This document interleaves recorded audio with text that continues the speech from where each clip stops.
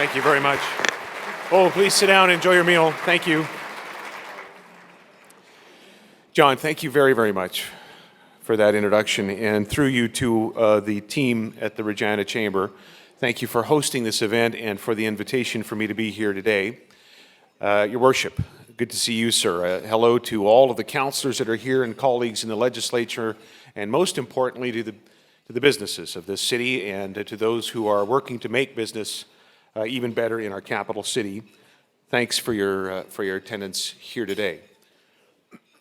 I am not going to give a State of the Province address as I have done in the past on occasions such as this. Rather, I'd like to talk a little bit about climate change in our country and policies that we can use perhaps to combat climate change here at home and abroad.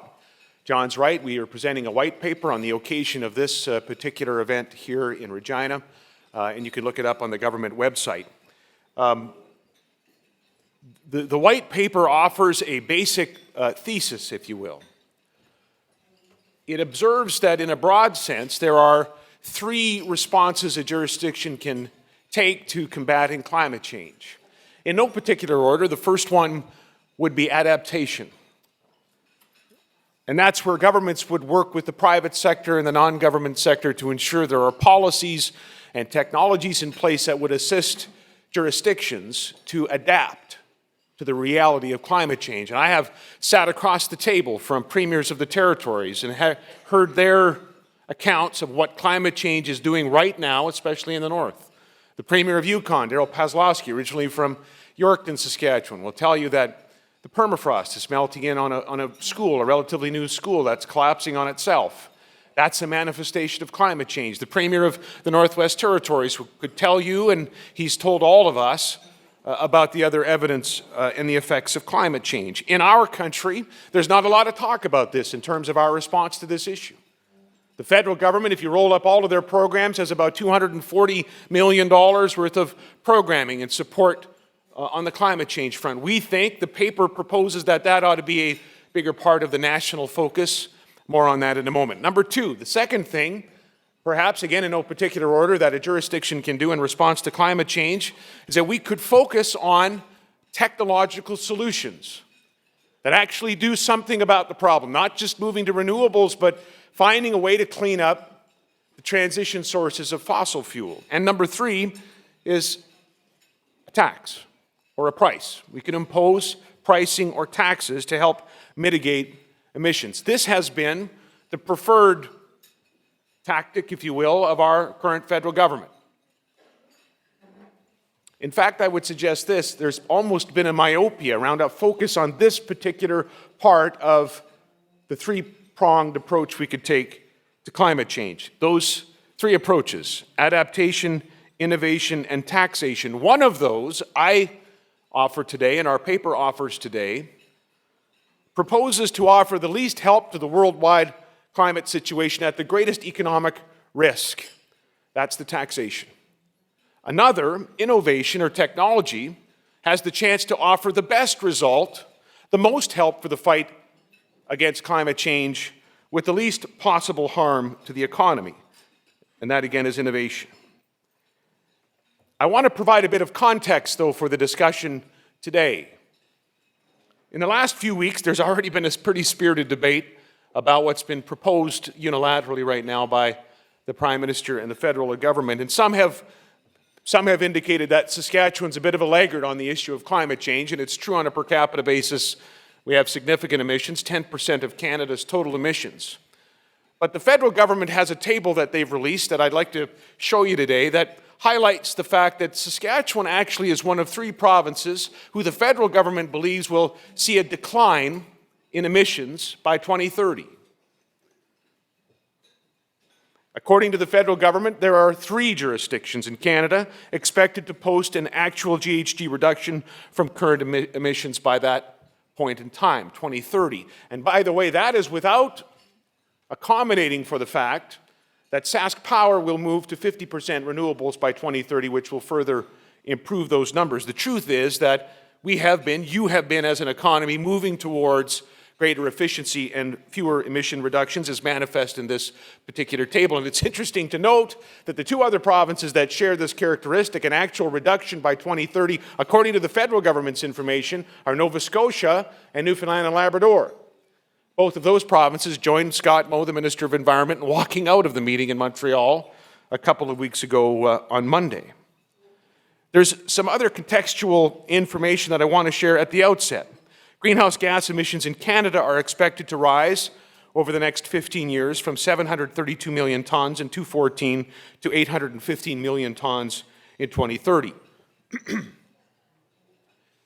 The federal government, of course, signed on to Paris, and so they've committed to a 30% reduction below 2005 levels by 2030. And many people, many experts believe that even notwithstanding the carbon tax proposed, that will be a difficult goal to achieve, that 30% reduction below 2005 levels by 2030.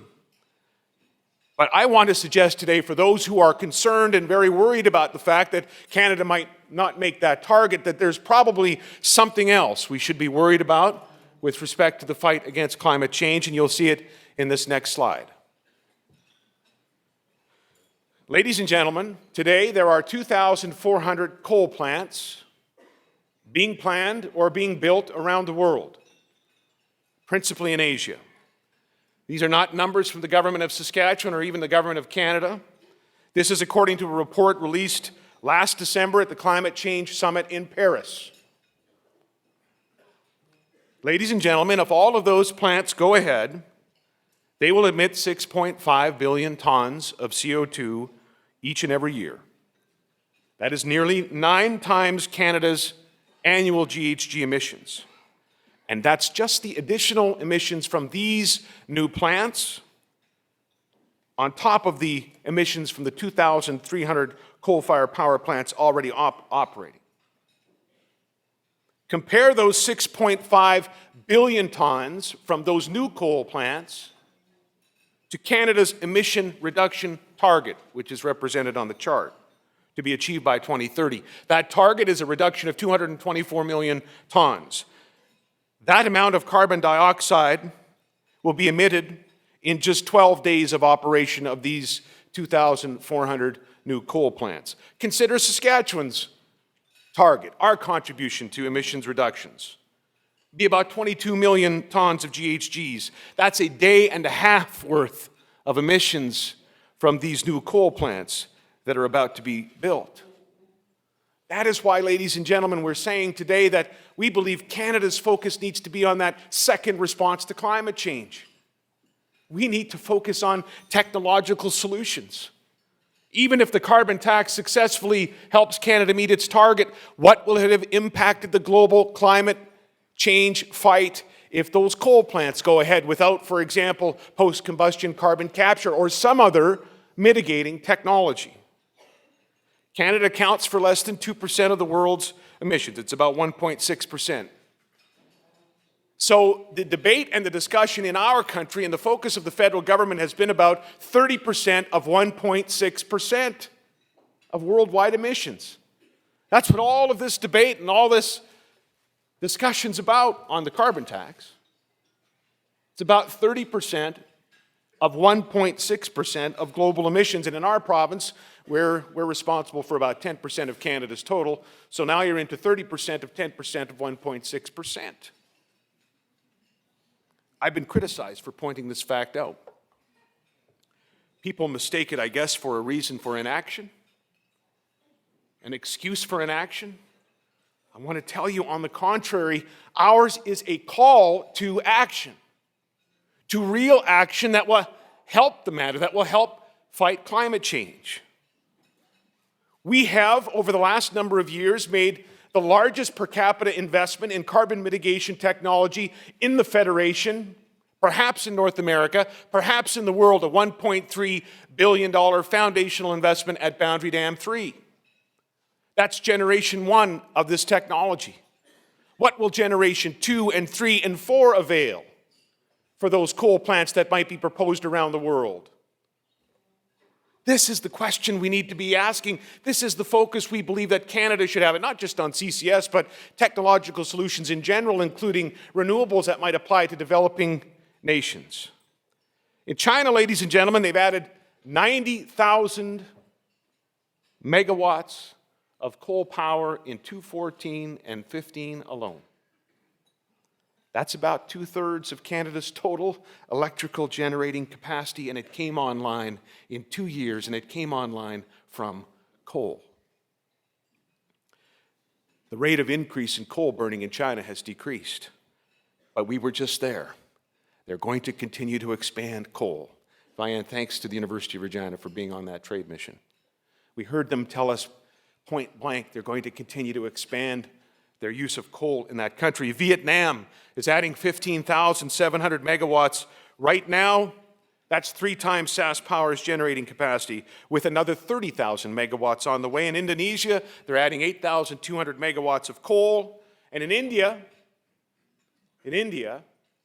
there are 300 million people in that country that live without electricity. Prime Minister Modi has been pretty clear that they're going to electrify that nation, and it could well be coal. It probably will be coal that does the most of it. Here's what an environment minister from India had to say, quote, "My country's energy consumption is 1/12 that of the United States, 1/10 that of Europe, so don't you think that my people also have the right to grow and use energy? Should they remain in the dark? Is that humanity? That is why I need power from all sources. We are increasing our renewable targets tenfold in the next 15 years, but we will require coal because it is the need of the hour for my people to grow." And because of all of this, ladies and gentlemen, this is why the president of the World Bank, Jim Yong Kim, says plans to build more coal plants in Asia threaten to overwhelm the climate change deal we signed earnestly in Paris just months ago. Here's what he says, and I quote, "If Vietnam goes forward with 40 gigawatts of coal, if the entire region implements the coal-based plans right now, I think we are finished." Close the quote. That's the president of the World Bank having a look at the coal expansion, having a look at this chart and saying, if we don't come to terms with that, this accord we've just signed, Paris, our effort is finished. Well, Vietnam is moving ahead with coal, and so is Indonesia, and so is Malaysia, and South Korea, and Japan's moved to some coal after Fukushima, and China, of course, and the Philippines. These are the facts on the ground where they count. This is the reality of the battle against climate change. This is not the stuff of sort of feel-good pamphleteering on what we might be able to do in this country on carbon taxing or cap and trade. The challenge is right here in terms of the energy mix around the world and what's unfolding before our eyes. And so in Saskatchewan, we make no apology for focusing on that problem. It's our problem too, by the way. Almost half of our energy mix is coal, and so we either got to clean it up or get rid of it. We've chosen to try to clean it up. We've made our decision long before there was a carbon tax or a cap and trade cue that we could take to make the investment. Through SaskPower, your crown, you have made the largest per capita investment in technology that actually mitigates against CO2 in the production of energy from fossil fuel. And after a commissioning year of some challenges, BD3 is working. It'll capture 800,000 tons this year. That's the equivalent of taking about 200,000 cars off the road. There's also the capture test facility at Shan Power Station, another investment by you through SaskPower. And there's another investment called Aquastore, where researchers are demonstrating the efficacy of deep underground storage of CO2. And by the way, that's the next generation of this technology. We need to free it of the need for enhanced oil recovery, demonstrate that it can work in other jurisdictions that may have plants that are nowhere near mature oil fields. Aquastore builds on the reputation that began in this province under the Romano government years ago and has made this province a world leader in CO2 storage. There's about 30 million tons of CO2 stored safely at the Weyburn-Midale project just south of Regina. And then there's the new Knowledge Center right at the University of Regina, something we should be very proud of in this province and certainly in the capital city. where BHP has come along with $20 million worth of investment to partner with SaskPower to find those next generations of technology, to focus on CCS. It's why representatives of 31 countries have come to take a look at BD3. And so let me just say this, ladies and gentlemen. Don't let anybody tell you that Saskatchewan doesn't take the issue seriously. More than take the issue seriously, more than talk about it or propose perhaps taxes or moving CO2 around through cap and trade, we have made this investment, the largest in Canada, and it is working. And its next generations of that technology hold answers for the actual battle that needs to be fought on climate change. CCS has been identified as a crucial part of the effort to reduce GHG emissions by the United Nations, by the International Energy Agency as well. Here's what the IEA says. If we are to have a 50% chance, if we're to have a 50-50 chance of limiting the rise in the global average surface temperature to 2 degrees or less, and 2 degrees is considered a tipping point, China alone will have to retrofit 185,000 megawatts of coal power with CCS by 2035. Have you heard any of this from our federal government in the debate about the fight with respect to climate change? We've only got a 50-50 shot of actually succeeding in the 2-degree goal, and that is considering the tipping point, a 50-50 shot even if we apply CCS to about 185,000 megawatts of coal in China alone. Isn't that the issue that at least deserves as much focus as a tax to try to find 30% reductions on 1.6% of global emissions? It's not how the federal government seems to see it so far, based on what they have said and what they have done. And they don't, frankly, seem to see the value of BD3. I should be fair, the Minister of the Environment was here and did remark this was a very important project, but they haven't indicated whether or not there might be credit for Saskatchewan for the $1.3 billion that you've all invested to get to the point where we have a technological solution.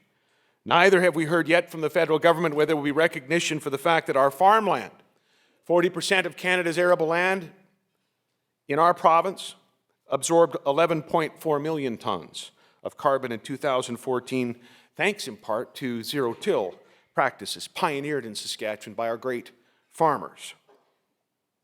We grow more pulse crops now than we ever have. Lentils and peas, by the way, that fix nitrogen in the soil. That reduces GHG emissions in Saskatchewan by another 2 million tons, not reflected, by the way, in the numbers that get thrown around about Saskatchewan, nor even in that chart you saw. And so when you throw in the carbon sequestration or the fixing that occurs on natural grasslands or pastures, and we haven't quantified that yet, it's significant. The white paper suggests that there needs to be recognition for these agricultural sinks, for this absorption, and it's true as well for forestry. Our forest absorbs carbon to the tune of about 3.5 million tons per year on average, depending on what happens with forest fires. And so our white paper suggests that's also got to be part of the equation. We're going to work towards ensuring that it is in the meetings that are upcoming with the federal government. But right now the focus has been exclusively almost on pricing carbon, or what is clearly a carbon tax. And make no mistake, the carbon tax that has been proposed, even notionally, by the Prime Minister when he stood in this place and unilaterally made the announcement even while the ministers were meeting in Montreal, that carbon tax poses a great threat to the economy of Saskatchewan. Thousands of people in this province make their living in trade-exposed, carbon-intense sectors that are especially vulnerable. Energy and agriculture and mining. These are the backbones of our economy. They will be hardest hit by this carbon tax. Those industries will be put at a competitive disadvantage. You can have assurance of that. Ask yourself, in the years ahead, what investment decisions will Evraz make if they've got a $50 a ton disadvantage here versus in states where they're also operating? It's 900 families that get an income from Evraz in this city. 900 jobs. What about those small energy producers that have been creating economic wealth and jobs across this province in our oil patch? Where will they decide to move their rigs if they've got a $50 a ton disadvantage here and there's no such carbon tax in North Dakota, and there's no such carbon tax in Oklahoma, and there's no such carbon tax in Texas? And don't kid yourself, there will not be a national carbon tax in the United States of America, our greatest competitor for investment.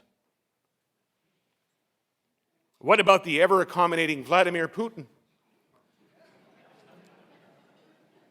He's going to impose a carbon tax on the Russian potash mines? No. What about his friend, the president of Belarus? No. This is with whom we compete. This is with whom our potash mines compete. We were meeting just the other day with people that represent the canola crushing industry. This is a growing sector. It certainly has been over the last while in our province, and we welcome their growth. And the preliminary numbers, by the way, are about $1 million at $10 a ton per plant, growing to $5 million. This is annual extra costs because of a carbon tax. If their competitors for crushing canola in the United States don't have a similar carbon tax, how do we compete?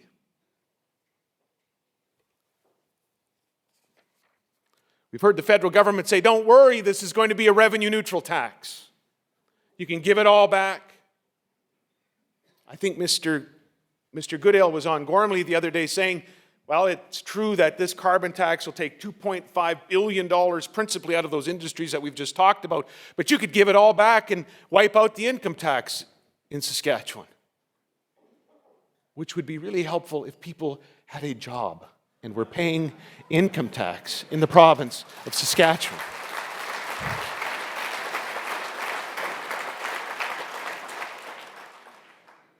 It may be revenue neutral, but it is not sector neutral. It goes after the things that we do best, that support quality of life in this province. And I've had some say, well, actually, maybe the feds will let you give it back to those emitters and, that paid it in the first place. To which I say, well, then what is the point of all of this?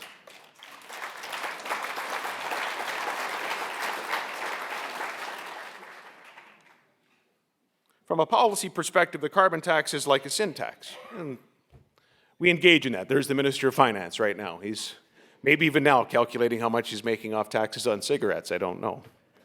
That's a sin tax. Governments do that, maybe partly to get revenue, but mostly actually to dissuade people from certain activities, to stop them from, in this case, smoking. And I think that's what the federal government and all governments that look at a carbon tax are saying, and there's nothing wrong with that. The principle being we want people to use fossil fuels to a lesser degree.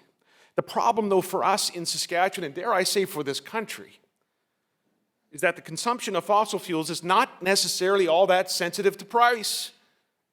And the demand is inelastic. And that's because it's cold here. And it's a big country. And we have to traverse great distances to live and to work and to create an economy. We could choose not to smoke. It might be hard, but we could choose to do that. But if you're a farmer, you're still going to burn diesel, even as they create more energy efficient and CO2 emissions efficient engines in that sector. If you're an oil company, you have to consume energy to produce energy. If you're a potash company, the same is true. And then you've got to burn fuel and energy to get it to your market, which is 5,000 miles away. And if you're a mom and you want to take your daughter to hockey in rural Saskatchewan, you probably got a van or a truck or a car. The demand is more inelastic here than in many places in the world. So will a carbon tax then actually reduce emissions in the first place? Never mind that we're only talking about 30% of 1.6% of the global problem. Well, we know from examples in our country that may not be the case, that carbon taxes may not be the most efficacious way to actually reduce consumption, to reduce emissions. British Columbia introduced a carbon tax in 2008, and it's considered the model. People have told me, well, look at what BC did. It's revenue neutral and it's working, except that in BC, their emissions are up. From 2010 until now, their emissions are up. And a federal report predicts they will rise 32% from 2013 to 2030, and that is not including the LNG project that happily has recently been approved for that province, and we're grateful that it has. Now, I've had people say, well, that's not fair because maybe their emissions have come up, but their GDP is also up. So, in terms of this notion of carbon intensity, it's not that bad. And plus, their population's growing, and so per capita emissions aren't up that much. No, that's not what Paris is about. Paris is about absolute reductions. And the federal plan in this carbon tax is about absolute reductions. It's about a 30% reduction from 2005 levels by 2030. That's what it is about. Some of the proponents of the national carbon tax have said, we get it, Wall. You don't like it. We get that some people in Saskatchewan don't like it. What are the alternatives? You don't have an alternative. I've heard that said. Nothing could be further from the truth. As I said, long before there were cues from any government, we've been making investments in technology, the largest in the country. We're going to continue to do that. I want to end today where I began, summarizing our position, our record, and our actions on the three approaches: adaptation, innovation, and taxation. On adaptation, we're urging the federal government to at least double its current budget to assist regions, especially northern regions, in adapting to climate. And as for our part, we will increase and continue to support new investment at the Crop Development Center and the Global Institute of Food Security. A big part of climate resiliency is food security. And how do we grow crops that are resilient to climate change? How do we grow more crops that fix more GHGs to the soil, like those pulses that we mentioned earlier? We're going to do our part through that research at our universities. We're going to do our part through the University of Regina's leadership and their research with respect to CCS and our partners like BHP as well, and that takes us to the innovation part. We're not done with carbon capture and sequestration. BD3 is working, but we know we need to take the next step, and we're seeking a partnership with the federal government. We're saying to the federal government, let's find the next technology. I think we can do it here in Canada. We can lead in that way. We've even identified some additional funds. The federal government, to their credit, have set up a clean energy fund. It's about $2 billion. It's for technology like this.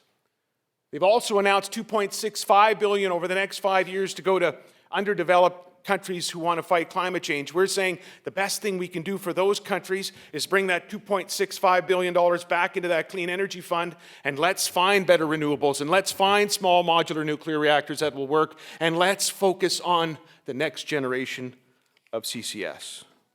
In the meantime, we're also going to continue to boost renewables in this province. We will hit our target of 50% renewable by 2030, and we will partner with First Nations to do it. The other thing we're advocating in our white paper is that there be a full accounting of Canada's contribution to climate change, because I don't think we're getting it right now. We know what one side of the balance sheet is. We know about the debits, but there are credits there. We've already talked about them today in agriculture, in wetlands, and in forestry. And as for the third approach to climate change, pricing. When our economy strengthens again, when the resource sector is strong, we will move on our long-standing commitment to have a tech fund in this province funded by heavy emitters. We will pay into the fund. It will not be used for general revenues. Sorry, Kevin. It will be used to find technologies that actually deal with the problem. This is a commitment that we've made some time ago. It's not part of what the federal government's ultimatum is. They're saying cap and trade or a carbon tax. But we offer it up today as part of our plan to address the pricing side of this three-pronged approach.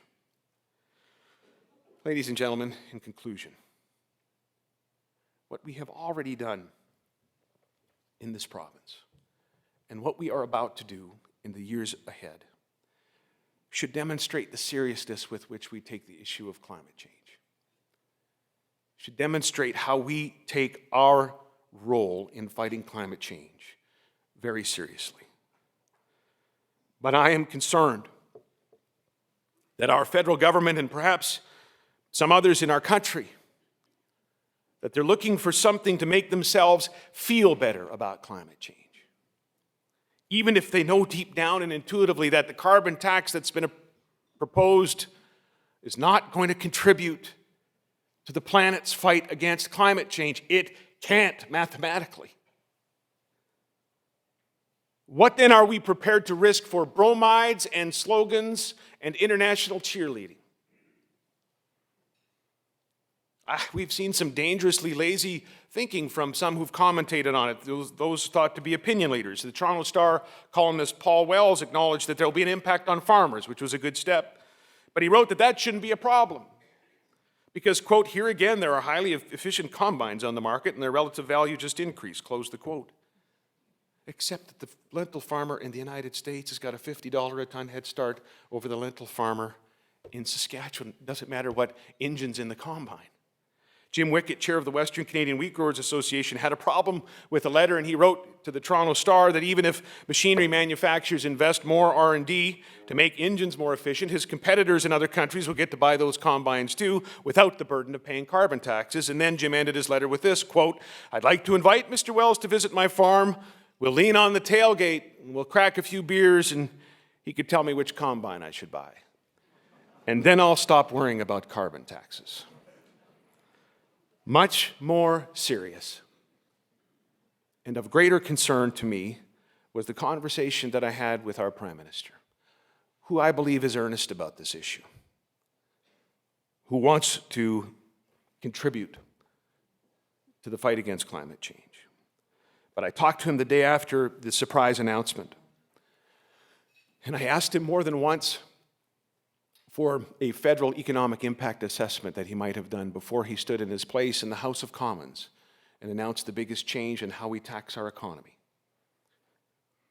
He deflected a few times, and I kept asking, and finally he pointed to the work of federal provincial working groups that were set up as a result of our last meeting in Vancouver.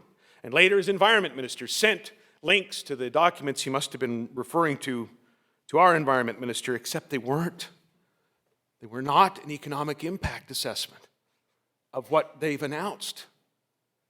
And so I say to you and through you to the country, I guess, how can we announce this transformational change to how we tax businesses and how we treat our economy without being able to look Canadians in the eye and say, this is what it might do to where you work or to your household budget? You know, if there are two garter snakes and a frog that'll be impacted by moving a culvert, we do an environmental impact assessment, and we probably should.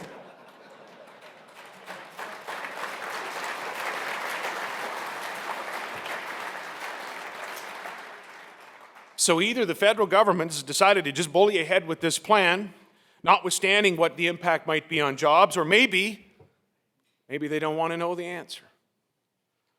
Because here's what that federal provincial working group had to say, that information that the Prime Minister sent, of course, which we had because we're part of the working group, as to the impact on carbon tax on the jobs of Canadians. And I want to acknowledge the Leader Post, who've been trying to get the federal government to respond to this wording, which the federal government has agreed to as a part of the working group.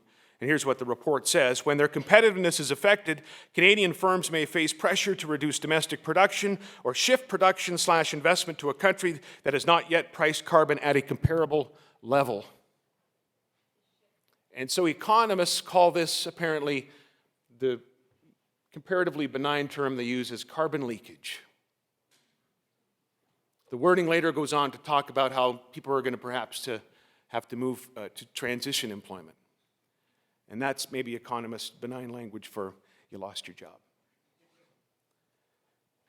Ladies and gentlemen, look around this room today.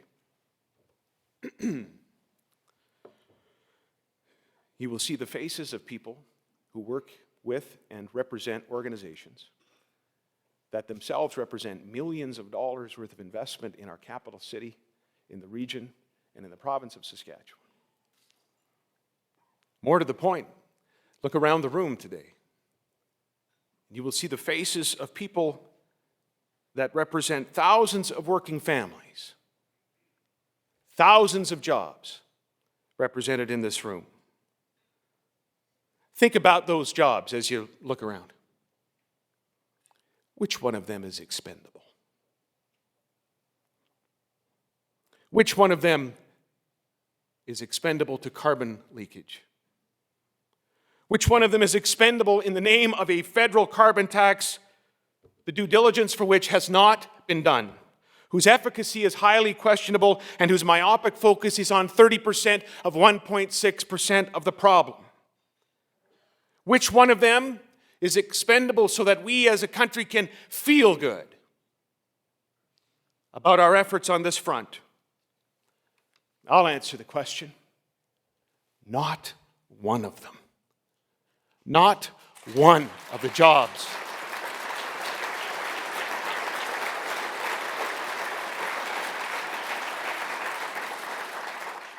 Not one of the jobs represented in this room should be risked for what might be an ill-considered, rushed, and risky carbon tax. We all need to join the fight against climate change, but we better pick the right fight, because quite literally, jobs depend on it. Our province's economic future depends on it. Ladies and gentlemen, something special has happened in this province over the last 10 years, regardless of who the government happens to be. We're stronger now, even through 2 years of commodity downturn. We're still stronger. We're still prairie kind and prairie generous, but this place is stronger than it has been historically. We are a have province. Again, through 2 years of commodity price decline, we're still a have province. The last population numbers came out from Stats Canada just a couple of weeks ago. 5,000 more people live here than before that quarterly report. 5,000 people, notwithstanding the economic challenges here, decided that this was the place where their dreams could come true. That's the kind of place that you have built over the last 10 years, and we want to keep it that way. The gains that you have made have been hard fought and well earned. We want to continue to contribute to the country economically and in every other way imaginable, including on the fight against climate change. But make no mistake, we will defend our interests. We will defend the gains that got us to where we are today. We will defend our economy and the quality of life that that economy pays for. We will fight for our interests in the court of public opinion, and if need be, in the courts of our land. Thanks for coming.